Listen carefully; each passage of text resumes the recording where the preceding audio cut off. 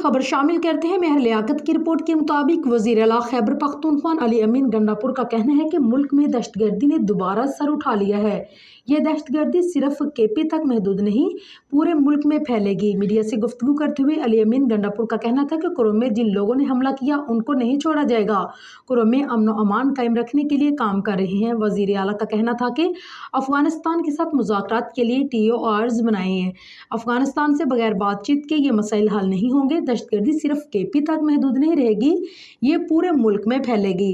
अली अमीन गंडापुर का कहना था कि हमारे सूबे के पैसे नहीं दिए जा रहे।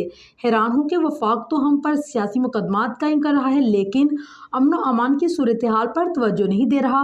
PTM पर मुकदमात वफाक ने बनाए, हम उनके हक में नहीं। वफाकी हुकूमत को तनकीद का निशाना बनाते हुए अली अमीन गंडापुर का कहना था कि ये दहशतगर्दी रुकने के लिए पॉलिसी नहीं बना रहे, उनको कोई परवाह ही नहीं। कर्जों पर कर्जे लिए जा रहे हैं, उनकी क्या कारकर्दगी है। हुकूमत ने सारी तवज्जो PTI पर दी, दहशतगर्दी ने दोबारा सर उठा लिया। मजीद कहा कि पंजाब हुकूमत इश्तहारात दे रही है, कारकर्दगी कुछ नहीं। मैं भी वीडियोस बनाना शुरू कर दूं तो इससे क्या कारकर्दगी ज़ाहिर होगी।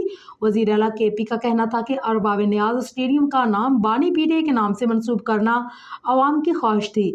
बानी PTI को स्टेडियम से मुतल्लिक गलत रिपोर्ट पेश की गई। स्टेडियम में पख्तूनख्वा का अपना सुपर लीग भी शुरू कर रही हैं।